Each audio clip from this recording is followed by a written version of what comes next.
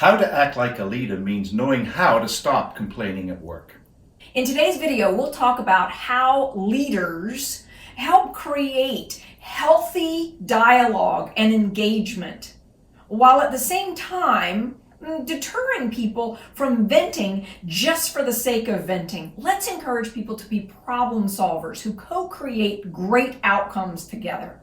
Stay with us to the end of this video to hear how to take the Stop Complaining challenge with us.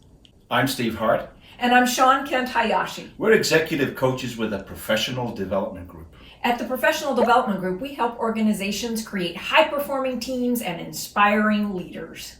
Steve, let's talk about the best ways to maximize problem-solving, issue discussion time. Shawn, you've been an executive coach for 20 years. What do you advise your executives to do when they catch themselves or their team complaining or venting? Just this morning, I had this scenario occur. A coaching client of mine, an executive with a large organization, said to me that she's just recently joined a new team. And she's noticing that a lot of her peers are in a situation where they complain. They don't see themselves as leaders, even though they have the role and responsibility to lead. And as we began to talk through the dynamics, I suggested that she begin to see herself as the leader who could ask questions like, what would it look like if we did something cutting edge? What would it look like if we turned this around? What would need to exist for us to do something that would create great outcomes? And her response back was, wait a minute, I'm not the leader of this team. Shouldn't the person who's actually leading my group of peers, even though we're leaders, shouldn't she be doing that? Sometimes we have to lead from the seat we're in. Shawn, what does it mean when you say sometimes you have to lead from the seat you're in? So we have to lead from the seat that we're in. In this particular situation, the person I'm coaching is a leader. She has a large team that reports into her. But what she's talking about are the dynamics going on with her own peers. In other words, they don't report to her. And yet, this is a time where she needs to step up and behave like somebody who's a navigator, who can create a vision, who can help by facilitating discussions about what would we want to create. Hey, I hear you saying this isn't working. Would you describe to me what it would look like if it was? How can we as a group make suggestions and recommendations that will enable us to move in that direction? So it sounds like you're asking her to step up and take some personal accountability.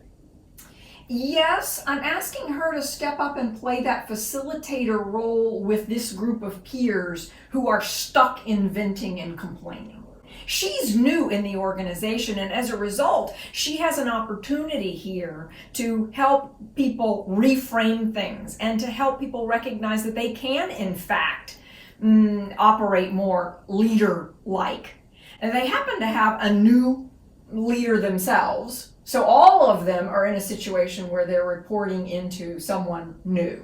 So they're all learning together. They're learning together, that's right. And when we take on that mindset of being a learner, of having the belief that says, I'm going to stop judging, I'm going to stop complaining, and instead I'm going to go do something that will be helpful. I'm going to make a positive difference here. So be a positive influence on the team that you're part of. That's right. And own that like that's part of your brand, part of your identity. That I can take a challenge, I can take a problem, and I can begin to think about what would it look like if we were to solve that. How could we be the people who are seeding something better here? When we come from that mindset, we're taking on being learners, not just individual learners, but also being organizational learners, people who are sharing what we're learning with each other to help solve complex problems. We're also not afraid of the problems. We're not afraid of the challenges, and we're not afraid to discuss them. So sometimes people will say to me, Shawn, are you suggesting that we not allow venting at all? And I say, well, we don't want to allow venting just for the sake of venting. We want to say, let's make a list of what our issues are. What are our challenges? I regularly encourage my clients to have a list, an ongoing list. What are the issues? What are the challenges that we need to take on and solve together? And who do I need to collaborate with in order to solve those? I might have an issue on my list that I have no idea how to solve myself, but I begin to ask the question, who here could help me with this? Who would be appropriate to pull together and brainstorm with? And again, this is leading from any seat. I love that idea of switching the frame of reference, and I just imagine what that can do to help somebody build their credibility in a team, and others who are observing it see them in a leader-like role. Yes, that's right. And so people who are aspiring to be leaders can begin to act like this, even if they don't have someone reporting to them now. As a leader, what do you do when you keep hearing someone complain about the same issue over and over? I'd like you to write your comments below. Share with us, what do you do, and are you willing to shift your role in that dance? Are you willing to change the way you engage with other people when they're stuck in complaining?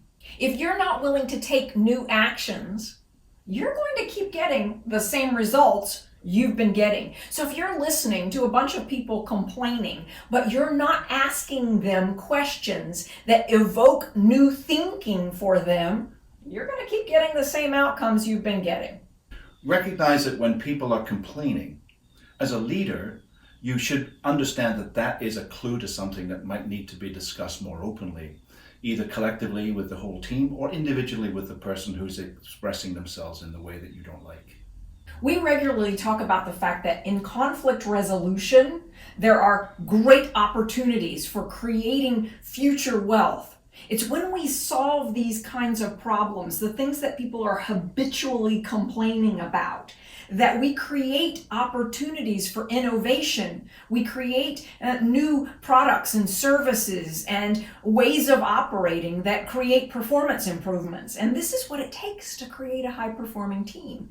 This type of trust where people are comfortable solving problems together and stopping the complaining. And as a leader, you have the obligation of creating that space for that productive conversation to take place. Indeed. We'd like to throw out a challenge to you. Imagine what it would be like if you could create momentum and stop people complaining. Have you ever caught yourself complaining about someone who complains? Or maybe complaining about someone who interrupts other people in meetings? In either of these situations, what I'm asking you to do is to catch it in the moment and stop yourself. So we're raising your awareness about your own behavior. That's step number one. And then the second part of what I would have you do is begin to ask for what you want. So in the case of someone who's interrupting you regularly, after the next meeting with that person, pull them aside and ask the question, in our next meeting, would you be willing to do an experiment with me? Would you be willing to allow there to be 3 to 4 seconds between when we finish speaking? The reason I'm asking is I've noticed it seems like we talk over each other sometimes. And I'm thinking if we could experiment with creating some space in between our comments, then neither one of us will feel like we're being interrupted. Would you be willing to try that with me? You see, if you take on this mindset, you'll stop complaining about and you'll instead start trying to help. Stop judging, start helping. Please join us as we embark on a challenge to stop unproductive complaining in the workplace. If you're in, let us know in the comments below and ask questions about the types of issues that you face in your work environment so we can help you solve those challenges. Hit the subscribe button and ring that bell, and we'll see you in the next video.